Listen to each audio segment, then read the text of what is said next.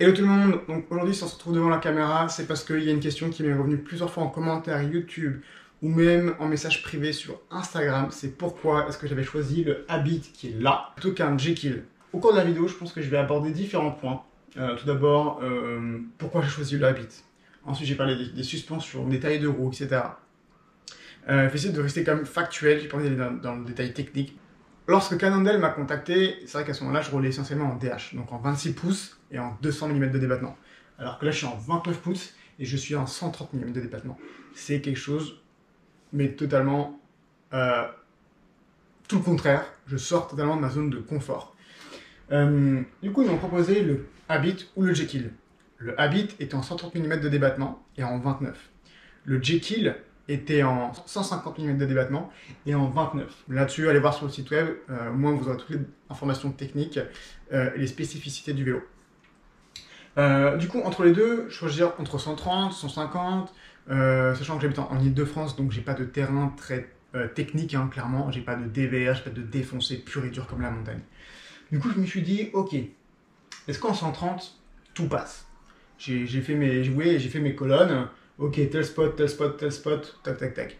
Et pour moi, il n'y aurait que la ligne de Bizet, ce serait un peu plus engagé, clairement plus engagé. Bon, ça passe en dirt, mais le gars est fêlé. Ça pourrait passer, sauf que je n'ai pas envie de le faire. Au risque de casser le vélo ou ma pomme. Donc c'est pas le délire. Donc clairement, Île-de-France, 130 mm, ça passe partout. Après, je suis passé au bike park. J'ai regardé par exemple, Morzine, auquel je vais souvent. Bah, franchement, ça passe partout, sauf les pistes techniques qui envoient du gros tech. Auquel cas, bah, là, je prendrais le DH. Mais voilà. Du coup, il y a aussi une autre chose, c'est que je regardais énormément le rider Jasper Penton et Radboy, qui du coup roulait avec ce vélo-là et qui faisait des vraies dingueries. Du coup, je me suis dit, mais c'est dingue, le mec, il roule avec un 130 mm en 29 pouces.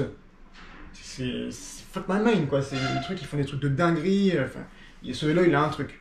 Et donc, bah, du coup, j'ai été très très curieux de tester ce vélo-là. J'ai fait, ok, go sur le Habit, et c'est parti.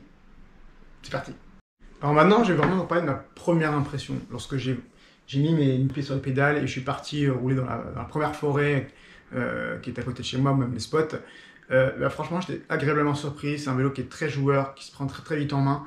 Il est précis, il est nerveux et en fait, j'ai clairement l'impression d'avoir un mini DH. Et ça, c'est un pur délire. Cette partie-là, qui est la Proportional Response, alias en français la réponse proportionnelle.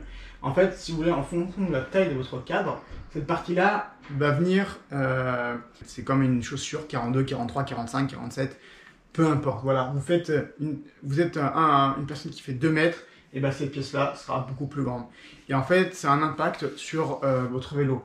Typiquement, là je suis en taille M, et ben mon vélo sera beaucoup plus linéaire.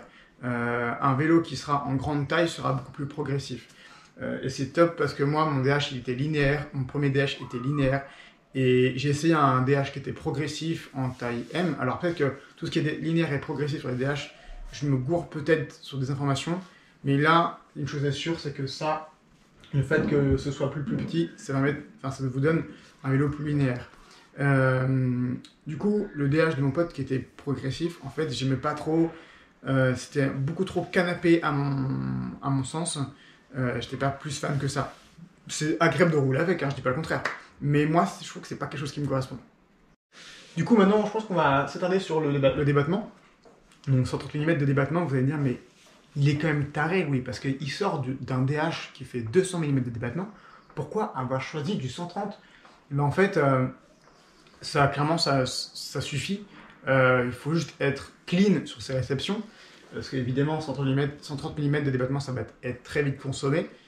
Sur cette fourche-là, donc la Fox 34, la performance, je vais avoir le rebond, comme ici, la molette rouge, ici et là-bas. Je vais pouvoir également avoir 3 positions, donc full ouvert, à moitié ouvert et full fermé. Full fermé, ça va être un vrai dirt, ça va être un bout de bois le truc. Ensuite, milieu ouvert, bah, c'est typiquement le réglage que je mettais lorsque je roulais à Morzine, sur les pistes roulantes, où j'ai besoin d'avoir un vélo qui soit beaucoup plus réactif, moins mou. Et lorsque je veux du confort, et ben je mets en full ouvert, typiquement en Ile-de-France, je roule tout le temps comme ça. Au moins, ça permet d'être beaucoup plus soft, plus mou et plus agréable, plus canapé. Après, effectivement, moi, comme je viens du milieu du DH, bah, je vais avoir tendance à vouloir emmener ce vélo-là, qui normalement est un all mountain ou petit enduro, dans les parties beaucoup plus pentues, beaucoup plus tech, où ça va tabasser beaucoup plus. Donc, c'est vrai que moi, le truc que je vais un peu pleurer, c'est au niveau des réglages. Là, sur le Carbone 3, vous avez la performance, du coup, qui est l'entrée de gamme de chez Fox.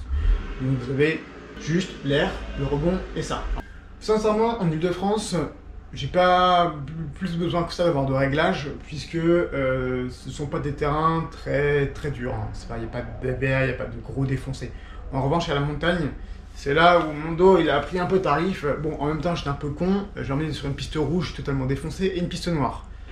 De DH, je précise. Mais bon, attends, il fallait tester quand même. Donc voilà, effectivement, j'ai essayé la Death Trail où là, clairement, j'étais à l'aise sur la première partie. La deuxième partie qui était beaucoup plus défoncée, tu avais des racines beaucoup plus de manière aléatoire, je ne pouvais pas forcément les jumper ou rouler dessus, même si je suis en 29. Mes lombaires ont clairement pris tarif, je le cache pas, hein, j'avais en bas de la piste, j'étais en mode, j'étais coincé, super mal, et dès que je reprenais, en fait, je devais m'arrêter toutes les 30 mètres, 40 mètres, 50 mètres, parce que j'avais mal au dos, et en fait, que ma fourche et mon amortisseur n'amortissaient pas comme moi je le voulais. Contrairement à ma Fox 40 et mon Fox DHX2 qui eux ont pas non plus de réglage et plus de débattement. Mais après, je pense qu'il vaut mieux une fourche qui travaille mieux sur 100 mm de débattement plutôt qu'une Fox 40 qui travaille que sur 30 mm de débattement et qui fonctionne très mal. Voilà. Après, pour parler des roues qui sont en 29, effectivement on peut se dire ah ça y est c'est du 29, c'est gros, ok c'est bien, on va pouvoir rouler au-dessus des racines. Mais ça va être un peu camion. Moi, c'était vraiment ma plus grosse crainte. Et bah, mine de rien, au final, c'est pas trop le cas. Le vélo, il est quand même très joueur, très nerveux, il se pilote très bien. Et ça, j'en suis pleinement satisfait. On peut le mettre en 27,5 ou même en 27,5 plus. Il y a un très grand empattement au niveau des bases arrière pour le pneu, donc c'est parfait. Ça passera nickel. Moi, j'avoue, je l'ai jamais mis en 27,5 parce que j'ai pas les roues. Mais franchement, je serais étonnamment curieux, je sais pas si ça se dit en français, détester ça avec du 27,5 parce que je pense qu'on risque d'aller sur un vélo beaucoup plus agressif. Mais j'ai jamais essayé donc je peux pas dire si c'est le cas ou pas. Après en termes de poste de pilotage, on a une potence qui est relativement courte. Moi j'aime énormément les potences courtes, j'ai jamais été trop fan des potences longues. Alors après il y a la potence 0 mm, ça, non, jamais je teste, je trouve ça beaucoup trop bizarre. J'aime bien avoir un peu plus une petite distance, mais pas trop. Au niveau du centre, je vais retrouver également celui de mon DH. Alors bon, celui du DH est en 800, lui en 780. Franchement, la différence, elle est très minime. Pareil, en termes de rise, c'est également celui de mon DH, donc c'est juste parfait pour moi. Ça fait que du coup, je suis pas trop déboussolé, quoi. Donc voilà, c'est déjà la fin de la vidéo. J'espère que ce que je t'aurais raconté sur le Habit, ça t'a permis d'avoir un avis, de l'envie de l'essayer, de te donner l'envie de l'essayer. Donc moi ce que je retiens vraiment du Habit, c'est que c'est un vélo qui est assez nerveux, dynamique, qui est très joueur. C'est un vélo où j'ai pris énormément de plaisir à rouler avec, malgré le fait qu'ils sont en 130 mm de débattement, je me suis éclaté avec, enfin franchement un vrai délire ce bike. À la montagne c'est pareil, il m'a donné énormément de plaisir, donc ça c'est tip top. Maintenant, je t'ai à peu près tout dit sur mon petit Habit, qui, mine de rien, n'est pas si petit que ça. J'ai oublié cette dernière phrase. Si t'as aimé la vidéo, mets un pouce et un commentaire. Et ciao ciao!